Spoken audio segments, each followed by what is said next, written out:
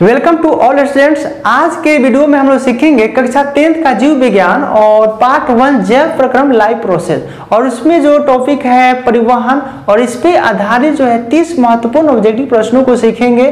तो देखते हैं ट्रांसपोर्ट से संबंधित 30 ऑब्जेक्टिव प्रश्न कैसे जो है आपको पॉलिटेक्निक ITI की तैयारी में मदद करेगा। तो स्टार्ट करते हैं। आज परिवहन तंत्र में कौन शामिल है? तो पौधे के परिवहन तंत्र में आपको जाइलम और फ्लोएम दो शामिल होते हैं। और जाइलम का काम होता है नीचे से मिट्टी से आपको पानी और खनिज लवण को लाना, और फ्लोएम जो होता है पत्ते में बने हुए भोजन को सभी जगह पहुंचाना। तो यही जो है जाइलम और फ्लोएम पौधे के परिवहन तंत्र में शामिल होते हैं। तो इसका आंसर हो जाएगा आपको सी। प्रश्न नंबर 2, जाइलम में जल का परिवहन किस दिशा में होता है? तो जाइलम में जल का परिवहन, सोचिए जल कहाँ पाया जाएगा? तो जल तो नीचे पाया जाएगा, तो नीचे से ही तो ऊपर जाएंगे, तो यानी जड़ से तना यानी पत्ता की ओर। तो देखते हैं ये ऑप्शन कहाँ पे है। तो वो ऑप्शन आपको है जड़ से तना की ओर, पत्ते से तो होगा नहीं, इसका आंसर हो जाएगा बी। प्रश्न नंबर 3, मानव हृदय में कितने कोष्ठ होते हैं? तो मानव हृदय में जो है आपको 4 कोष्ठ होते हैं, इसका आंसर हो जाएगा सी। यहाँ पे फोटो में भी देख लेते हैं, जैसे यहाँ पे एक ये वाला ऑप्शन होगा, एक ये खंड है, एक यहाँ पे खंड है, एक ये खंड है। इसको बोलते हैं बायां अलिंद बायां निलय, दायां अलिंद दायां निलय। और यही चारों मिलकर के जो है क्या करता है, ब्लड को आगे बढ़ाता है। अब इसमें होता क्या है कि जो फेफड़ा के द्वारा जो ब्लड आता है वह इसमें आता है, और उसके बाद जो है वह इस बाइकॉस्पिक वाल्व के द्वारा जो है बायां निलय में आता है, और यही निलय जो है पंप करता है महाधमनी के द्वारा पूरे शरीर में भेजता है कोशिकाओं के पास, और कोशिकाओं में दहन होता है जहाँ पे माइक्रोकांडिया होती है, क्रेब्स चक्र चलता है। उसके बाद जो है वह आपको महाशिरा के द्वारा इस दाएं अलिंद में आता है, और दाएं अलिंद के बाद वह दायां निलय में आता है, फिर जो है पंप करता है। तो इसके द्वारा जो है फिर वो फेफड़ा में जाता है, ऑक्सीजन वहां पे लोड करता है, और फिर वहां से फिर इसके द्वारा जो है आता है, यानी 2 बार जो है पंप करता है, और इसी कारण इसको द्विपरिसंचरण तंत्र भी कहते हैं। तो आप समझ गए होंगे। इसका फुल कॉन्सेप्ट जो है वीडियो वाले पार्ट में बताया जाएगा, जब इसको शुरू से बताया जाएगा। तो इसका ऑप्शन हो जाएगा सी। प्रश्न नंबर 4, फ्लोएम में भोजन का परिवहन किस दिशा में होता है? तो फ्लोएम में भोजन का जो है परिवहन है, सोचिए भोजन बन जाएगा तो वह सभी भागों में जाएगा, यानी पत्ता से जड़ की तरफ, जड़ से तना की तरफ, सभी भागों में जाएगा, यानी दोनों दिशाओं में। तो इसका आंसर हो जाएगा सी। प्रश्न नंबर 5, मानव हृदय का औसत परकुंचन दाब कितना होता है? लगभग जो है वह 120 mmHg होता है, इसका आंसर हो जाएगा ए। mm का मतलब है मिलीमीटर, Hg का मतलब होता है पारा, जिसको मर्क्यूरी भी कहते हैं। प्रश्न नंबर 6, मनुष्य में हृदय गति का नियंत्रण कौन करता है? तो मनुष्य में हृदय गति का जो है नियंत्रण है आपको AC नोड करता है, और इसका आंसर हो जाएगा आपको बी। और यही AC नोड खराब हो जाता है तो उसके स्थान पे पेस मेकर जो है लगाया जाता है, जो ये AC नोड इलेक्ट्रिक को जनरेट करता है, जिसके कारण जो है हृदय पंप करते हैं। प्रश्न नंबर 7, पौधे में वाष्पोत्सर्जन किस भाग में होता है? तो पौधे में वाष्पोत्सर्जन जो है आपको पत्ते में होता है, तो इसका आंसर हो जाएगा डी। प्रश्न नंबर 8, एक स्वस्थ व्यक्ति का समान स्थिति में रक्तचाप कितना होना चाहिए? तो वह होता है 120/80। देखिए यहाँ पे 80/120 है, तो होगा नहीं, इसका आंसर हो जाएगा आपको बी। प्रश्न नंबर 9, महाधमनी चाप इनमें कहाँ से निकलता है?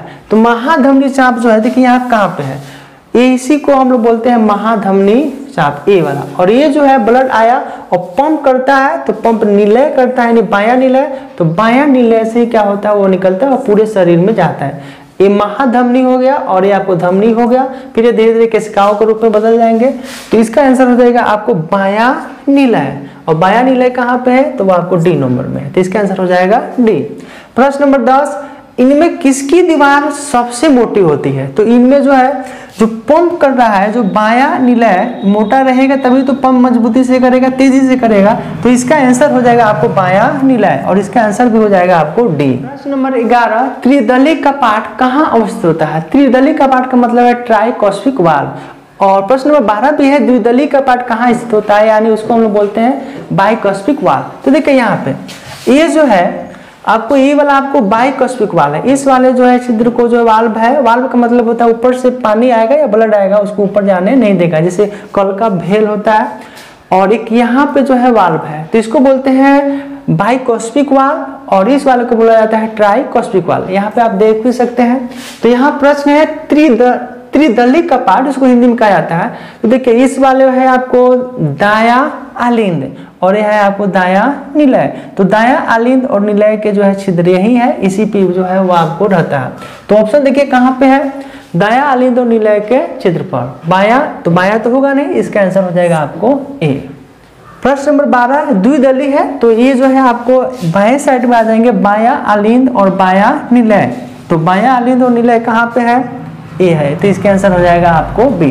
प्रश्न नंबर 13 फुफ्फुस चाप निम्नलिखित में कहां से निकलता है। तो पहले देखते हैं इसमें फुफ्फुस चाप है कहां, तो यहाँ पे देखिए यही जो है आपको फुफ्फुस चाप है और देखिए कहां से निकल रहा है, इसमें से निकल रहा है और ये क्या है आपको दायां निलय है और इसी के द्वारा जो है ब्लड जो शरीर से आया हुआ होता है ब्लड जिसमें ऑक्सीजन नहीं होते हैं और इसी के रास्ते जो है वो जाता है आपको फेफड़ा के द्वारा और फेफड़ा में जो है हीमोग्लोबिन की उपस्थिति के कारण, क्योंकि ब्लड में हीमोग्लोबिन पाया जाता है, वही जो है फेफड़ा से ऑक्सीजन को लेता है और उसमें मिला देता है और फिर वह जो है आपको फुफ्फुस शिरा के द्वारा इस वाले में आता है, तो इसको हम लोग फुफ्फुस शिरा कहते हैं और इस वाले को फुफ्फुस धमनी भी कहा जाता है। जबकि धमनी में शुद्ध रक्त होते हैं और शिरा में अशुद्ध रक्त होते हैं, लेकिन जब उसके साथ फुफ्फुस लग जाएगा तो वह उसमें आपको अशुद्ध रक्त होंगे। तो जब भी धमनी में कौन सा रक्त बहता है तो ऑक्सीजन युक्त है, आप फुफ्फुस धमनी में कौन सा रक्त बहता है तो ऑक्सीजन रहित। दोनों को जो है आप कॉन्सेप्ट वाले वीडियो में भी आप आसानी से देख सकते हैं। तो इसका आंसर हो जाएगा आपको दायां निलय। तो दायां निलय कहाँ पे है, तो दायां निलय, इसका आंसर हो जाएगा आपको सी। प्रश्न नंबर 14 है चालनी नलिकाएं कहाँ पाई जाती है। तो चालनी नलिकाएं जो है आपको फ्लोएम में पाई जाती है, इसका आंसर हो जाएगा आपको सी। यही जो है आपको फ्लोएम है और ये जो देख रहे हैं आपको चलनी टाइप का है और यही इसको हम बोलते हैं आपको चालनी नलिकाएं। प्रश्न नंबर 15 पौधे के बाहरी वायवीय भागों द्वारा जलवाष्प के निकलने की क्रिया क्या कहलाती है। तो वह कहलाता है आपको वाष्प उत्सर्जन, इसका आंसर हो जाएगा आपको सी। प्रश्न नंबर 16 है जल के अवशोषण एवं परिवहन में जल की जाइलम वाहिनियों में उत्पन्न वाले दाब को क्या कहते हैं। तो उसको बोलते हैं हम लोग मूल दाब, इसका आंसर हो जाएगा आपको सी। प्रश्न नंबर 17 खनिज लवणों का अवशोषण पौधे किस रूप में करते हैं। तो वह ऑब्जर्व करते हैं आपको आयन के रूप में, तो इसका आंसर हो जाएगा आपको सी।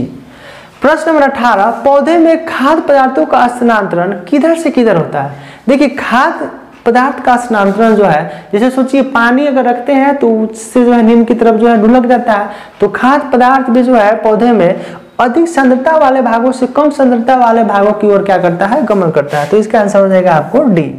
ये जितने भी प्रश्न है आपको भारतीय भवन, ब्रिलियंट, स्टूडेंट, फ्रेंड्स, इस चंद्र सभी से जो है आपको कंबाइंड जो है बनाया गया है। तो आप इस वीडियो को अंत तक जरूर देखें, जो आपको परीक्षा में मदद करेगा, वो पॉलिटेक्निक हो या ITI हो। प्रश्न नंबर 19 जाइलम वाहिकाएं किस प्रकार की कोशिकाएं होती है। तो जाइलम जो होती है मृत कोशिकाएं होती है, तो मृत आपको ए में है, तो इसका आंसर हो जाएगा ए। प्रश्न नंबर 20 रक्त यानी रुधिर ब्लड क्या है। तो ब्लड आपको तरल संयोजी ऊतक होता है, तो इसका आंसर हो जाएगा आपको बी। प्रश्न नंबर 21 मैमिलिया वर्ग के जंतुओं के हृदय में कितने वेशम होते हैं, यानी कोष्ठ होते हैं। तो मैमिलिया का मतलब जितने भी स्तनधारी जीव जिसमें मनुष्य भी आता है, तो कितने कोष्ठक होते हैं, तो 4 होते हैं, तो इसका आंसर हो जाएगा आपको डी। प्रश्न नंबर 22 धमनी में किस प्रकार का रक्त प्रवाहित होता है। तो धमनी में जो है आपको ऑक्सीजन युक्त रक्त प्रवाहित होता है, इसका आंसर हो जाएगा ए।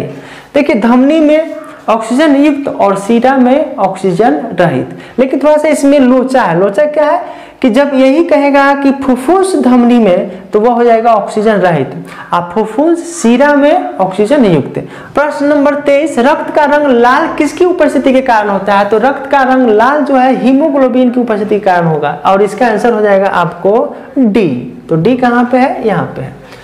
प्रश्न नंबर 24 शिरा में किस प्रकार का रक्त प्रवाहित होता है। तो शिरा में जो है हमने अभी बताया कि ऑक्सीजन रहित रक्त प्रवाहित होता है, वहीं धमनी में ऑक्सीजन युक्त रक्त प्रवाहित होता है। प्रश्न नंबर 25 है शुद्ध ऑक्सीजन जनित रक्त को हृदय से शरीर के विभिन्न भागों तक ले जाने वाली रक्त वाहिका क्या कहलाती है। तो वह कहलाती है धमनियां, आर्टरीज। देखिए होता क्या है कि जो फेफड़े से हार्ट की तरफ जो आएंगे यानी हृदय की तरफ जो वाहिकाएं आती है नली, उसको शिरा बोलते हैं, और हृदय से फेफड़ा की तरफ जो जाती है यानी पूरे शरीर में जाती है उसको हम बोलते हैं धमनी, आर्टरीज। और ये हो गया वेंट्रिकल्स, तो इसका आंसर हो जाएगा ए आर्टिकल्स यानी धमनियां।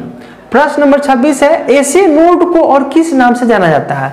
तो एसे नोड को आपको जो पेस मेकर के नाम से जाना जाता है और इसका आंसर हो जाएगा बी। और यही एसे नोड खराब हो जाते हैं तो कृत्रिम जो है इसके स्थान पर लगाया जाता है जो हार्ट को करंट जनरेट करता है, तो इसका आंसर बी हो जाएगा पेस मेकर। प्रश्न नंबर 27, रक्त के परिसंचरण के लिए मानव शरीर में कितने प्रकार की रक्त वाहिनियां होती है? तो वह होता है आपको 3, धमनी, शिरा और केशिका। तो वो आपको ऑप्शन जो है सी में है 3, तो इसका आंसर हो जाएगा सी। प्रश्न नंबर 28, अत्यधिक उच्च रक्तचाप के कारण क्या होता है? तो देखिए हार्ट अटैक भी आ सकता है, पैरालिसिस भी मार सकता है, तो ये दोनों हो सकता है, वो ऑप्शन है आपको सी में, तो इसी हो जाएंगे। प्रश्न नंबर 29, रक्तचाप की माप किस उपकरण द्वारा की जाती है? तो रक्तचाप की माप जो है आपको इसका ऑप्शन हो जाएगा ए, स्फैग्मोमानोमीटर के द्वारा की जाती है। प्रश्न नंबर 30 है, इनमें से सबसे तेज हृदय धड़कन किस जो है प्राणी का जीव का है? तो वह है आपको चूहा। आपने सही गेस किया, चूहा का जो है हार्ट बहुत ही तेज तरीके से धड़कता है। तो ये था 30 प्रश्नों का समूह। आशा करते हैं कि ये 30 प्रश्न जो है आप भली भांति समझ गए होंगे। तो इसी प्रकार के और भी हेल्पफुल कंटेंट के लिए जो है आप हमारे साथ जुड़े रहे।